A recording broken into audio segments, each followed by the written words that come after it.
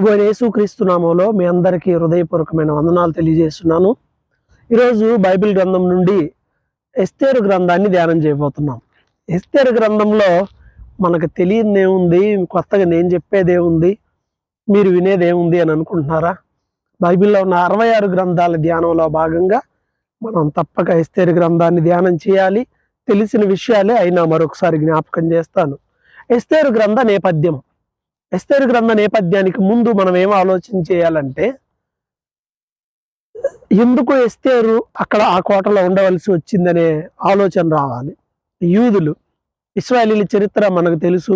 దాదాపు క్రీస్తు పూర్వం 2000 సంవత్సరాల క్రితం, క్రీస్తు పూర్వం 2000 సంవత్సరంలో దేవుడు అబ్రాహాముతో నిబంధన చేశాడు. తనకి కనాను దేశాన్ని వారసత్వంగా వాళ్ళకి స్వాస్యంగా ఇస్తానని, అలాగే భూమి యొక్క సకల వంశములు నీ ద్వారా ఆశీర్వదించబడతాయని దేవుడు అబ్రహాముకు వాగ్దానం చేశాడు. అబ్రహాముకు వాగ్దానం చేసిన దేవుడు ఆ తర్వాత ఇంకో విషయం కూడా చెప్పాడు. నీ సంతానం మీది కాని దేశంలో 400 సంవత్సరాలు దాసులుగా ఉంటారు అని అన్నట్టుగానే, యాకోబు పిల్లలైనటువంటి యోసేపు తరంలో, అంటే యాకోబు కూడా సజీవంగా ఉన్నాడు అప్పటికి, ఆయన తరంలో ఇశ్రాయేలీలు 75 మందిగా ఐగుప్తు దేశానికి వెళ్తారు. ఆల్రెడీ యోసేపు అక్కడ ఉన్నాడు. ఆ తరువాత చిన్నగా 75 మంది ఏ స్థాయికి వెళ్ళిపోయారు అని అంటే, బైబిల్లో మనం చూడొచ్చు. నిర్గమకాండం ప్రారంభంలో ఆ మాట రాయబడి ఉంటది. యోసేపు నెరగని ఒక కొత్త రాజు వచ్చాడు అక్కడ. ఆ కొత్త రాజు వచ్చి ఏం చేశాడు అని అంటే, వీళ్ళని హింస పెట్టడం మొదలు పెట్టాడు. వీళ్ళని హింసించడం మొదలు పెట్టారు. అరే వీళ్ళు కొంతమందే కదా ఉంది, ఈ కొంతమంది ఇంతమంది అయిపోయారని చెప్పి వాళ్ళు హింసించడం మొదలు పెట్టాడు. అలాగా వారి హింసను తట్టుకోలేక వారు ప్రార్థించారు.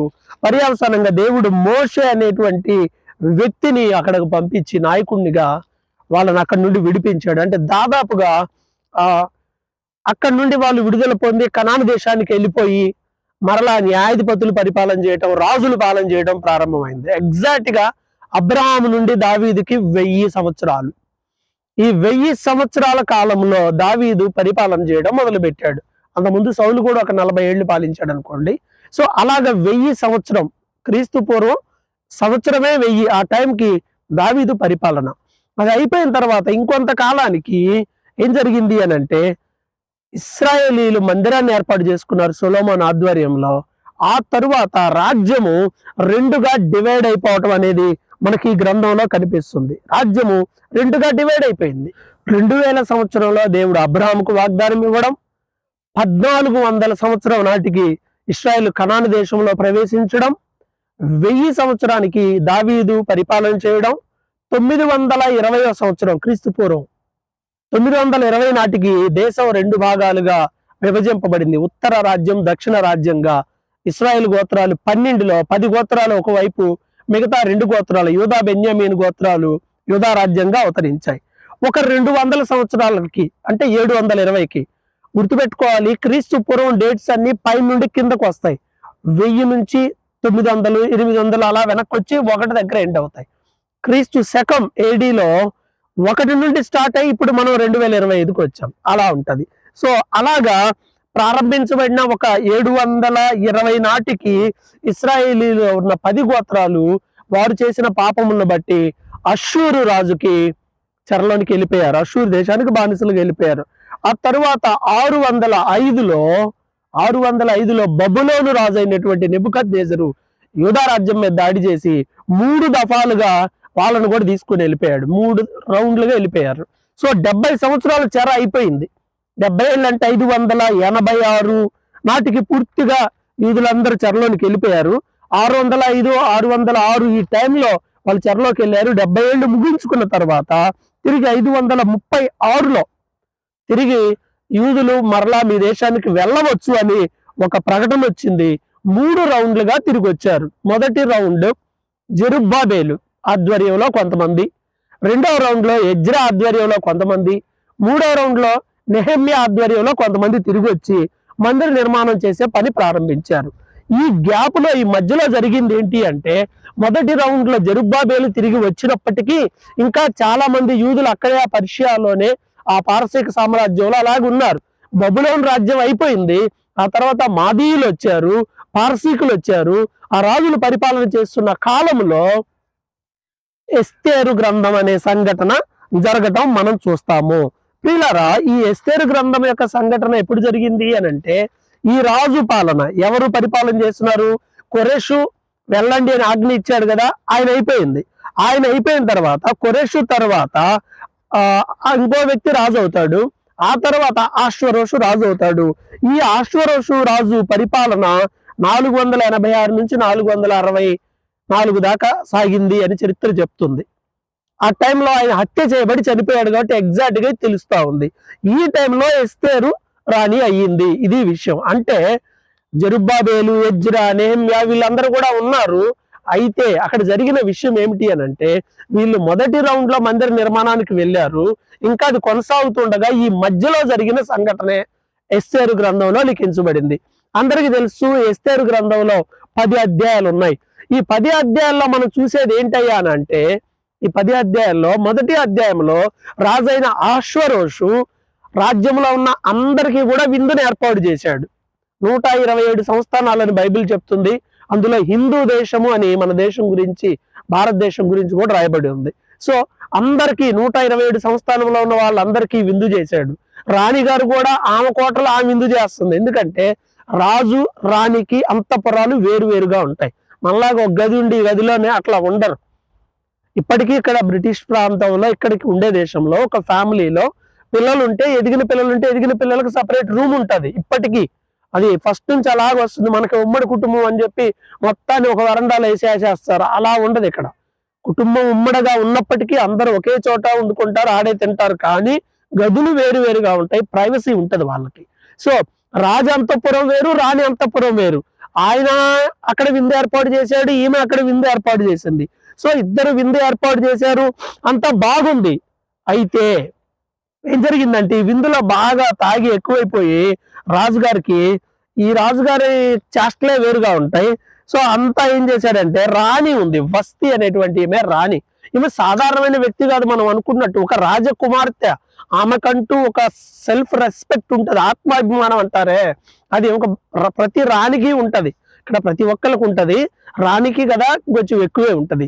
సో ఇలాగా ఆమెకు కూడా సెల్ఫ్ రెస్పెక్ట్ ఉంది. చక్కగా మందిరంలో, రాజమందిరంలో, రాణి మందిరంలో ఆమె కూడా విందు చేస్తున్నప్పుడు రాజు అన్నాడు, సౌందర్యవతి అని రాణిని చూపించాలి అందరికీ అని చెప్పి నీట్ గా రెడీ అయ్యి రా అన్నారు.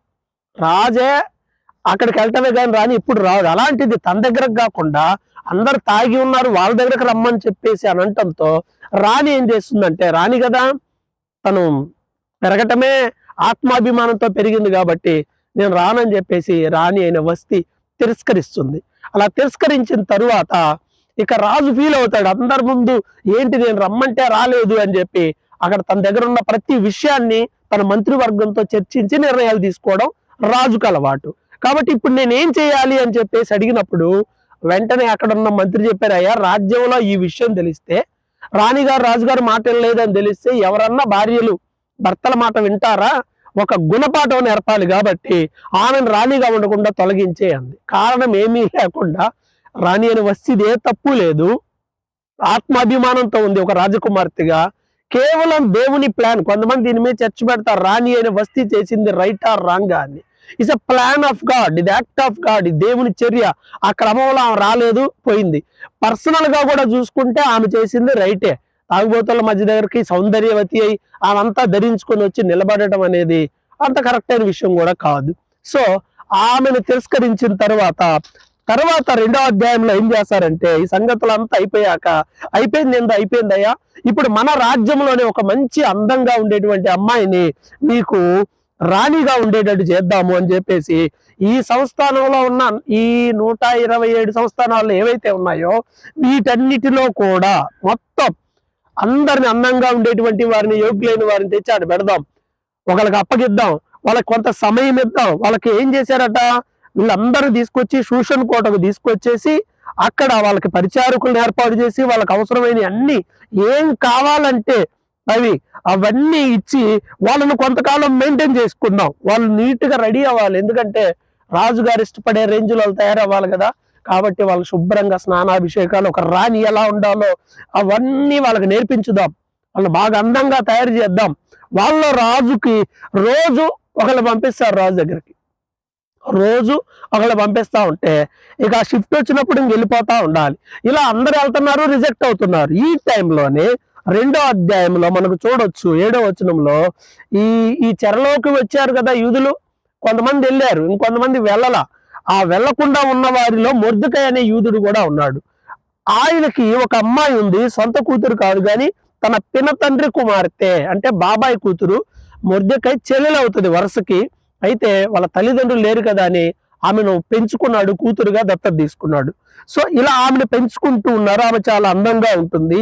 ఈ విధంగా ఈ అమ్మాయి కూడా, ఎస్తేర్ అనే ఈ అమ్మాయి కూడా యథావిధిగా అందరిలాగా తీసుకుని వెళ్ళి ఆ రాజ అంతఃపురంలో శూషణ కోటలో ఉండి వెళ్ళేటప్పుడు మొర్దెకై కొన్ని జాగ్రత్తలు చెప్పి పంపించాడు. కొన్ని జాగ్రత్తలు చెప్పాడు. ఏంటి అనంటే, ఎట్టి పరిస్థితుల్లో కూడా నువ్వు యూదురాలవన్న సంగతి ఎవరికీ చెప్పొద్దు. ఎందుకంటే యూదులు అంటే బానిసలు, వీళ్ళకి ఆ విషయం చెప్పొద్దు, మౌనంగా ఉండు, నీ వంశాన్ని తెలియచేయవద్దు, నీ జాతిని తెలియచేయవద్దు అని చెప్పి ఆమె వెళ్ళిన దగ్గర నుండి రోజు ఆ అంతఃపురం దగ్గరికి వెళ్తున్నాడు, అక్కడ తిరుగుతున్నాడు. ఎలా ఉంటుందో ఏంటో అని అన్ని అబ్జర్వ్ చేసుకుంటా ఉన్నాడు ఆమె నిమిత్తమై. ఇలాగ ఉంటూ ఉన్న తర్వాత 1 year అయిపోయింది. 1 year ఆ ఎస్తేర్ అక్కడే ఉండింది కోటలో, చక్కగా అన్ని ఏర్పాట్లు అన్ని చేసిన తర్వాత ఒక రోజున రాజు దగ్గర నిలిచి ఉండవలసిన డ్యూటీ, ఈ షిఫ్ట్ ఎస్తేర్కి వచ్చింది. ఆ టైంలో ఒక కీలకమైన విషయం ఏంటంటే, హేగే నిర్ణయించిన అలంకరణలు తప్ప మరేం పెట్టుకోవాలా. నీట్ గా రెడీ అవడం మీన్స్ ఇటువైపు అంతా మామూలుగా రెడీ అవరు, బేభత్సంగా రెడీ అవుతారు ఆడపిల్లలు. అయితే ఈమె అలాగా అందం, ఆమె సౌందర్యంగా ఉంది ఒకటి. రెండవది, ఏదో అలంకరణలో రాజు మెచ్చే విధంగా కాకుండా హేగే నిర్ణయించిన అలంకరణలో హేగే ప్రిపేర్ చేశాడు ఆమెని. ఇదిగో ఇవి పెట్టుకుంటే చాలు, ఇలా ఉంటే చాలు. ఎందుకంటే హేగేకి రాజుకి సన్నిహితంగా ఉంటారు కాబట్టి చాయిస్ అంతా రాజు చాయిస్ అనేది హేగేకి తెలుసు. ఎందుకని ఎస్తేరుకి చెప్పాడు అంటే, దేవుడు హేగే పట్ల ఒక ప్లాన్ కలిగి ఎస్తేరు పట్ల దయ కలిగి ఉండేటట్లుగా తన మనసును ప్రేరేపించాడు, ప్రిపేర్ చేశాడు హేగే అనేటువంటి వ్యక్తి. అందువల్ల ఆయన నిర్ణయించిన అలంకరణలు మాత్రమే వేసుకుంది. ఎవరితనంటే ఇతను నపుంసకులకు అధిపతి, ఇతను పురుషుడే. కానీ చాలా మంది ఏం చేస్తారు అనంటే, వాళ్ళ రాజ్యంలోకి వచ్చిన జ్ఞానం కలిగిన వారిని కొంతమందిని నపుంసకులుగా మారుస్తారు. ఆ కోవలోకి వచ్చినటువంటి వారే ఈ రాజ్యంలో చాలా మంది ఉంటారు ఆ కేటగిరీలో. సో ఆ విధంగా హేగే నిర్ణయించిన అలంకరణలు మాత్రమే పెట్టుకుంది, రాజు దగ్గరికి వెళ్ళింది. యథావిధిగా రాజు ఆమెను చూచినప్పుడు కన్యలందరికంటే ఆమె అతని వలన దయాదాక్షిణ్యాన్ని పొందింది. ఏదో అందరికంటే అందంగా ఉందని కాదు కానీ దేవుడు దయ చూపించాడు. అందుకే రాణిగా ఆమె సెలెక్ట్ అయింది, ఇక రాణి అయిపోయింది. బైబిల్ చెప్తుంది కదా ఎస్ఐ 2:20లో, ఒకప్పుడు మొర్దెకై పోషణలో అమ్మాయి ఎలాగుందో రాణి అయినా కూడా అలాగనే లోబడి ఉంది. It's a greatness. అమ్మాయిలు పెళ్ళయ్యాక ఏం మాట్లాడతారో వాళ్ళ అమ్మను కూడా అంటారు, మీ ఆయన ఉన్నాడా, దవడ పగలు కొట్టేవాళ్ళు లేకపోతే సరే, పెళ్ళి అవగానే కొమ్ములు వచ్చినాయా, తర్వాత మీ ఆవిడ ఉందని నాన్నతో అంటాం, లేకపోతే ఆమె ఈయన, ఇలాంటి పిచ్చి పిచ్చి వేషాలు చాలా బాగా వేస్తుంటారు. జాగ్రత్తగా ఉంటాం నేర్చుకోవాలి. ఆడపిల్లలైనా మగపిల్లలైనా గౌరవించడం నేర్చుకోండి. సో ఈ అమ్మాయి చూడండి ఎంత లోబడుతూ ఉండిందో, చక్కగా అలా లోబడుతూ ఉండింది. అయితే ఈ టైంలో సంఘటన జరిగింది. అక్కడ ఉండే ద్వారపాలకులు, ఆ ఎంట్రన్స్ లో ఉండేటువంటి ద్వారం దగ్గర ఉండే వాళ్ళు రాజును చంపడానికి ప్లాన్ చేశారు. ప్లాన్ చేస్తే ఈ విషయమై మొర్దెకైకి తెలిసి మొర్దెకై రాణి అనే ఎస్తేరుకి చెప్తాడు. ఆమె ఏం చేసింది అని అంటే, ఈ విషయాన్ని మొర్దెకై చెప్పాడని చెప్పి రాజుకు చెప్పడం జరిగింది. ఎవడైతే ప్లాన్ చేశారో వాళ్ళని చంపేసేస్తారు, ఇకేం లేదు, మొర్దెకైని ఎవరు పట్టించుకోరు. దెన్ ఆ తర్వాత విషయం స్టార్ట్ అవుతుంది. 3వ అధ్యాయంలో హామాను అనే వ్యక్తి ఎంటర్ అవుతాడు. ఈ హామాను ఎవరయ్యా అనంటే, ఈ రాజ్యంలో అతడు ప్రధానమంత్రి, అతను రాజు తర్వాత ఇంక అతనే కీలకమైన వ్యక్తి. ఇతడు మనం చూసినట్లయితే ఇతని చరిత్ర, ఇతడు అమాలేకీయుడు. ఇశ్రాయేలీలకి అమాలేకీయులకి గతంలో యుద్ధం జరిగింది. చాలా సందర్భాల్లో దేవుడు అమాలేకీయుల్ని పూర్తిగా హతం చేస్తానన్నాడు. ఎందుకంటే ఐగుప్తు నుండి కనాను వచ్చేటప్పుడు ఇశ్రాయేలీల పట్ల అమాలేకీయులు చేసిన చర్యలను బట్టి దేవుడు వారికి ఆ నాశనాన్ని చెప్పాడు. అయితే కొంతమంది మిగిలి ఉన్నారు. అయితే వాళ్ళలో ఒకడే ఈ హామాన్. చరిత్రను చూసుకొని ఈ యూదుల వల్ల మాకు, మా కుటుంబానికి ఇలా జరిగిందని ఆ పగ అతనిలో రగిలిపోయి యూదుల్ని ఎలాగైనా చంపాలి అని ప్లాన్ చేశాడు. దానికి తోడు అందరూ ప్రధానమంత్రి వస్తున్నాడని అందరూ మొక్కుతున్నారు, కానీ మొర్దెకాయ్ అక్కడే ఉంటాడు. అక్కడే ఏదో చిన్న ఉద్యోగం కోటలో, కానీ ఇతను ఏ మాత్రం మొక్కడు. అందరయ్యా అని తల వంచి మొక్కుతారు, కానీ మొర్దెకాయ్ మాత్రం తల వంచడు. ఎందుకంటే యూదులు ఎవడికి నమస్కారం జనరల్ విష్ చేస్తారు తప్ప ఇలా వంగి నమస్కారం ఎవడు చెయ్యడు. వీడు ఎవడరా ఎందుకు ఇలా చేయటం లేదు అంటే వీడు యూదుడండి, అందుకే ఇలా చేయటం వల్ల పగ ప్లస్ ప్రతీకారం రెండు కలిసి వచ్చినాయి. ఎలాగైనా యూదుల ఒక్క మొర్దెకాయని కాదు, యూదులందరినీ చంపేయాలని ప్లాన్ చేశాడు. సైతాను వీడి బుర్రలోకి వచ్చాడు. ఎందుకంటే యూదులందరూ చంపబడితే యేసుక్రీస్తు ఎలా వస్తాడు, ఏదో అదే గోత్రం నుంచి రావాలి కదా. మనకి ఇక్కడ యూదుల మరణమే కనిపిస్తుంది, కానీ సాతానుడు యేసుక్రీస్తు ఈ లోకానికి రాకుండా ఆ శాసనాన్ని రాయాలని వాడు ప్లాన్ చేశాడు. అందువల్ల హామాను ద్వారా రాజు దగ్గరికి వెళ్ళి, అయ్యా ఈ రాజ్యంలో కొంతమంది నిష్ప్రయోజనమైన వాళ్ళు ఉన్నారు, వాళ్ళ వల్ల మనకు నష్టము, మరి ఏం చేద్దాం వాళ్ళంటే, ఇదిగో ఉంగరం నీ ఇష్టం, నువ్వేమైనా చేయని రాజు ఫుల్ పవర్ ఇచ్చాడు. ఏం చేశాడంటే ఇక అందరినీ యూదులందరూ చంపబడాలి, రాజ్యంలో ఎవడు మిగలడానికి లేదు అని చెప్పి రాజు పేరు మీద శాసనం చేసి, చంపేవాడు ఎమ్మటే చంపొద్దు. ఏం చేశాడంటే లాటరీ వేసినట్టుగా చీట్లు వేసాడు. అప్పట్లో అది అలవాటు. ఏ సంవత్సరం ఏ నెల ఎన్నో తారీఖు టైం కొంచెం ఎక్స్టెన్షన్ అయిపోయింది. ఈ లోపు కాల చక్రాన్ని దేవుడు తిప్పేశాడు అలా. సో అలా 3వ అధ్యాయం అయిపోయేదానే విషయం అంతా తెలిసి మొర్దెకాయ్ ఉపవాసం ఉండి దేవుని సన్నిధిలో ప్రార్థన చేసి ఆ యథావిధిగా వెళ్ళి ఆ కోట ఎదురు, రాణిగారి కోట ఎదురు తిరుగుతున్నాడు.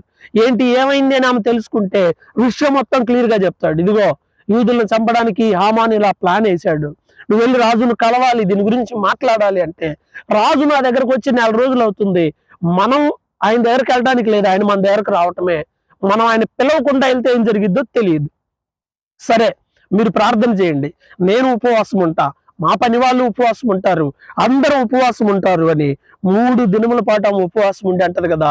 ఒక మాట ఉంటుంది 4వ అధ్యాయం చివరిలో, ఈయన అంటాడు, ఏమని అంటాడంటే, ఒకవేళ నువ్వు రాణిగా ఈ ప్లేస్ లో ఉంచడానికి దేవుడు నేను రీజన్ ఇదేనేమో, ఇలాంటిది వస్తుందని తెలిసి ఆ సమయం కోసమే నిన్ను రాణిని చేసాడేమో ఆలోచన చేసుకో. నువ్వు ఒకవేళ రాణి కాబట్టి నువ్వు తప్పించబడతావేమో, యూదులకు సహాయం ఎక్కడి నుండైనా వస్తుంది, దేవుడు చేస్తాడు, కానీ నీకు నీ ఇంటి వారికి శ్రమ అన్నప్పుడు సర్లే అని రాణి అయిన ఎస్తేరు ఉపవాసం ఉండి అంటది కదా, నేను నశించేదను, పోతే పోయింది నా ప్రాణం, నేను వెళ్తాను రాజు దగ్గరికి పిలవకుండానే, నా కోసం మీరు ప్రార్థించండి అని చెప్పి ఆమె ప్రార్థించి ప్రార్థనాపూర్వకంగా 5వ అధ్యాయంలో రాజు దగ్గరకు వెళ్ళగానే రాజు దయ చూపించి ఏంటి ఏం కావాలని అడిగితే, సర్లే వెంటనే ఈమె డైరెక్ట్ విషయం చెప్పలా, జ్ఞానంగా వ్యవహరించింది. అయ్యా భోజనానికి రండి, నువ్వు నీతో పాటు ప్రధానమంత్రి ఇద్దరు భోజనానికి రండి అంతే. ఎంత జ్ఞానంగా వ్యవహరించిందో చూడండి. సింపుల్, అక్కడ అన్ని చెప్పొచ్చు, చెప్పలా, అది చాలా క్లియర్ గా చెప్పుకోవాలి కదా, భర్తతో సన్నిహితంగా ఉండి చెప్పుకోవాలి కదా. సో ఆ విధంగా చక్కగా అలానే వచ్చేసేసారు. చక్కగా విందు ఏర్పాటు వాళ్ళ కోసము జరిగింది. ఈ టైంలో హామాను ఇంటికి వెళ్ళి ఏం చేస్తున్నాడంటే, అసలు అందరూ నన్ను గౌరవిస్తున్నారు కానీ మొర్దెకాయ్ అనేవాడు అసలు నన్ను గౌరవించడం లేదు. అప్పుడు వాళ్ళ ఆవిడ అంటది, ఆవిడతో పెట్టుకోవద్దు, వాళ్ళు యూదులైతే నీకు ఇబ్బంది, అయినా రాణి నేను భోజనాలు పిలిచిందిగా, ఇది వదిలేసి హ్యాపీగా పడుకోమంటాడు. అలా వాళ్ళు హ్యాపీగా ఉంటారు. దెన్ అయితే ఈ మొర్దెకాయని చంపడానికి ఓ పెద్ద ఉరి కొంబ ఒకటి తయారు చేస్తాడు. టైం రాని వీడి సంగతి తెలుస్తాను, మొర్దెకాయ్ కోసం స్పెషల్ ఉరికాయ ఒకటి తయారు చేస్తారు, అతని భార్య వాళ్ళ స్నేహితులు వీళ్ళందరూ. అయితే 6వ అధ్యాయంలో రాజుకు నిద్ర పట్టదు. ఆ రోజు రాత్రే దేవుడు రాజుల హృదయాన్ని ఆలోచనను మార్చగలిగిన దేవుడు. మొత్తం ఈ మధ్య పాడుతున్నారే కథ మొత్తం మార్చగలడు అని, అలా ఇవన్నీ ఎన్నో మార్చాడు ఆయన. సో రాజుల హృదయాన్ని మార్చేస్తాడు ఆయన. సామెతల్లో అదే అంటది, రాజు హృదయము యెహోవా చేతిలో ఉంది, ఆయన ఎటు కావాలంటే వాటర్ని తిప్పినట్టు అలా వెళ్ళిపోతాయి అవన్నీ కూడా. సో రాజు ఆ రాత్రి నిద్ర పట్టలేదని 6వ అధ్యాయం ప్రారంభ వచనంలో ఉంది. నిద్ర పట్టక ఏం చేయాలో అర్థం కాక ఆ పక్కన ఉన్న డైరీ చదువుతాడు. అంటే గతంలో ఏం జరిగినవన్నీ అని తీసి చదివితే ఆ బుక్స్ లో మొర్దెకాయ్ అనే వ్యక్తి రాజును కొంతమంది చంప చూస్తే ఇన్ఫర్మేషన్ ఇచ్చాడు అనే మాట ఆ స్టోరీ చదువుతాడు. ఆ పుస్తకం తీస్తే అదే రావాలా, వచ్చేటట్టు దేవుడు చేస్తాడండి. ఎస్తేరు గ్రంథంలో దేవుడు అనే మాట లేదు, కానీ అడుగడుగున దేవుని కార్యాలే. కాబట్టి వెంటనే తెల్లారి హామానుని పిలుస్తాడు. రాజుని గణపరిచిన వాడికి అసలు ఏం చేయాలో చెప్పు అంటే, తనను గురించి అనుకుంటున్నాడేమోనని గుర్రం మీద ఊరేగించాలి, రాజవస్త్రాలు వేయాలి, అసలు చాలా గౌరవించాలి రాజు లెవెల్లో, తనకే ఈ సన్మానం అనుకొని చెప్పాడు పాపం. తీరా చూస్తే మొర్దెకై నా ప్రాణాలను కాపాడాడు, అతనికి ఏమీ నేను చెయ్యలేదు, ఇలా నేను ఆయన గౌరవించాలని చెప్పి మొర్దెకైకి అలా చేయమని చెప్తాడు. ప్రాణం పోయే విధంగా ఒకవైపు ఉంటే ఇక్కడ జరుగుతుంది ఏంటి, రాజు సన్మానం జరిగింది. ఆ విధంగా రాజు రాజవస్త్రాలు వేసి చక్కగా రాజవీధుల్లో మొర్దెకైని రాజవస్త్రాలతో చక్కగా తిప్పేపాటికి హామాను చాలా ఫీల్ అయిపోతాడు ఇంటికి వచ్చి. ఏంది ఇలా జరిగింది, చంపేద్దాం అనుకుంటే రాజు అన్ని కనపరిచాడే అని. సో దాన్ని 7వ అధ్యాయంలో మరలా ఎస్తేరు విందు జరిపింది కదా, ఆ విందుకి రాజుతో పాటుగా ఇతను కూడా వస్తాడు. సో అడుగుతాడు, ఏంటమ్మా నీకేం కావాలి అని అంటే ఆమె ఏం చేస్తుందంటే సింపుల్ గా విషయాన్ని అడుగుతుంది. ఇదిగో నా ప్రాణం కాపాడండి, నా ప్రజల ప్రాణాన్ని కాపాడండి అని ఉన్నది ఉన్నట్టుగా చెప్పేస్తుంది. ఏంటి ఏమైంది, నీకేమైంది, నీ ప్రజలకేమైంది అని చెప్తే క్లియర్గా జరిగిందంతా చెప్పేస్తుంది. ఎవరు నీ ప్రాణాలు తీయి చూసింది, ఇదిగో ఈ హామానే అని చెప్పేస్తుంది. వెంటనే అతను అక్కడే ఉంటాడు. అవునా అని చెప్పి రాజు వెంటనే కోపంతో తన నగరకు వెళ్ళిపోతాడు. దగ్గరే ఉంటాయి. అలా వెళ్ళిపోతే హామానుకి విషయం అంతా తెలిసి ఎస్తేరు కూడా యూదురాలని తెలియదు పాపం. ఇప్పుడు తెలిసి ఇంకా ఆమెను బతిలాడుకుంటాడు. ఆ టైంలో ఆమె ఉన్న మంచం మీద పడి ఆమెను బతిలాడుకుంటా ఉంటాడు. ఈలోపు ఈ రాజు వస్తాడు. వచ్చినాడు సడన్ గా చూసి, అరే నా ముందే రాణిని బలవంతం చేస్తావు, ఆడు మైండ్ తిరిగిపోయింది, ఆడు బతిలాడుకుంటున్నాడు, నా ముందే రాణిని నువ్వు ఫోర్స్ చేస్తావు, బలవంతం చేయబోతావా అని చెప్పి వెంటనే అక్కడ వాళ్ళు పిలిచి చంపేయమని ఆజ్ఞాపిస్తాడు. వెంటనే వాళ్ళు చెప్తారు, అయ్యా మొర్దెకైని చంపడానికి వీడు ఒక ఉరికమ్మం తయారు చేయ, దానికి నురిదీయండి. చూసారా, ఇవుడు తవ్విన గుంటలో వాడు పడతాడు అన్నట్టుగా ఆడు దుష్టుల పన్నాగం వాడి మీదకే వచ్చింది. అలాగా హామాను దేన్నైతే తయారు చేశాడో దాని మీద అతన్నే ఉరిదీశాడు. అప్పుడు రాజు కూల్ అయిపోయాడు. ఇది 7వ అధ్యాయం. ఇక 8వ అధ్యాయంలో చూసినట్లయితే ఇక ఏం చేయాలి అని అంటే ఉంగరాన్ని మొర్దెకైకి ఇచ్చేశాడు. ఇక నీ ఇష్టం, ఏం చెయ్యాలో అది చేయి. కానీ ఒకటి ఉంది, కన్నీళ్లతో వేడుకుంది రాణి. కన్నీళ్లతో వేడుకున్నప్పుడు అప్పుడు ఏం చేస్తారంటే, సరే మనం ఒకసారి ఇది చేసిన తరువాత, శాసనం చేసిన తర్వాత మార్చడం పారసీకులకి కుదరదు కాబట్టి ఏం చేయాలి అని అంటే ఇంకోటి ఆల్టర్నేట్ ఏదన్నా ఆలోచన చేయమన్నప్పుడు జ్ఞానంగా ఆలోచించి వీళ్ళు ఏం చేశారంటే, ఇదిగో సైనికులు మిమ్మల్ని చంపడానికి వస్తారు, ఆ టైంలో మీరు ఎదురు తిరగండి, ప్రతిఘటించండి, మీరు వాళ్ళని చంపండి, ఎదురు తిరగండి అని ఓ శాసనాన్ని పెట్టారు.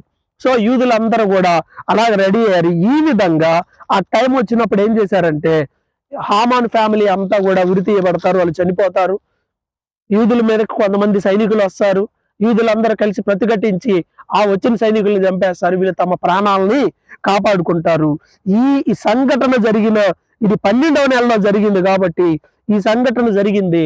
దీన్ని జ్ఞాపకం చేసుకుని యూదులు వాళ్ళ 12వ నెలలో 14-15 దినాల్లో పూరీము అనే పండుగను ఏర్పాటు చేశారు. పూరీము పండుగ అలా వచ్చింది. సో ఆ విధంగా వాళ్ళందరూ దేవుని మహిమపరిచారు, దాన్ని జ్ఞాపకం చేసుకుని. అలాగే ఆ అంతఃపురం మొర్దెకై ఏదైతే ఉందో అది ఎస్తేరుకి ఇవ్వడం జరుగుతుంది. ప్రధానమంత్రిగా హామాను బదులు మొర్దెకై అవుతాడు. ఇంకా ఎన్నో చర్యలు ఉన్నాయి. ఇవన్నీ రాజులు, ఈ పారసీక రాజుల గ్రంథాల్లో రాయబడి ఉంది. ఇంకా ఎస్తేరు గ్రంథంలో వేరే యాడ్స్ చేయాల్సిన చాప్టర్లు కూడా ఉన్నాయి, కానీ భక్తులు ఎంతవరకే యాడ్ చేశారు మనకు అవసరం. కాబట్టి ప్రియులారా, ఎస్తేరు గ్రంథంలో దేవుడు అనే పేరు లేనప్పటికీ అడుగడుగునా దేవుని కార్యాలు ఉన్న గ్రంథం ఇది. ఒక అధమంగా ఉన్న వ్యక్తిని, అల్పమైన వ్యక్తిని ఉన్నతమైన స్థానంలో పెట్టినటువంటి గొప్ప దేవుణ్ణి మనం చూస్తాం. నీ స్థితిగతులను బట్టి ఆలోచించుకో. నువ్వు ఎక్కడున్నా దేవుడు అనుకుంటే నిన్ను పైకి లేపుతాడు. పెంట కుప్పల మీద నుంచి దేవుడు కూడా లేవనెత్తగలిగిన సమర్థుడు. నా జీవితం ఏమి అంత ఆర్థికమైన బ్యాక్గ్రౌండ్ నుండో లేకపోతే బాగా ఏదో ఏం కాదు. నేను ఇప్పుడు క్లియర్గా చెప్తా ఉంటాను, దీనమైనటువంటి జీవితమే. సరిగా తినటానికి తిండి లేని పరిస్థితులు కూడా నేను చూశాను. దేవుడు అనుకుంటే ప్రతి వ్యక్తిని హెచ్చించగలడు. దేవుని కృప ఎస్తేరు గ్రంథంలో కనపడుతుంది. శత్రువులు ఎంతో మంది వచ్చారు, కానీ ఏం జరిగింది? శత్రువులు ఎంతమంది వచ్చినా ఏం ప్రయోజనం లేదు. అల్టిమేట్ గా మరణ శాసనం రాయబడింది కూడా, కానీ తిరుగులేని శాసనాన్ని కూడా మార్చాడు. రాజులకు రాజు, ప్రభువులకు ప్రభు. పరిస్థితులను బట్టి భయపడక దేవుని మీద ఆధారపడుతూ ప్రార్థిస్తూ దేవుని చిత్తంలో ఉంటే ఆశీర్వాదమే మనకి. అంతిమ విజయం మందే. ఎస్తేరు దేవుడు ఇంకా సింహాసనం మీదనే ఉన్నాడు. దేనికి, ఎవరికి, ఏ అధికారానికి, ఏ శాసనానికి భయపడాల్సిన అవసరం లేదని ఈ ఎస్తేరు గ్రంథం మరొకసారి మనకి జ్ఞాపకం చేస్తుంది. ప్రభువైన యేసుక్రీస్తు కృప మనందరికీ తోడైండును గాక. ఆమెన్.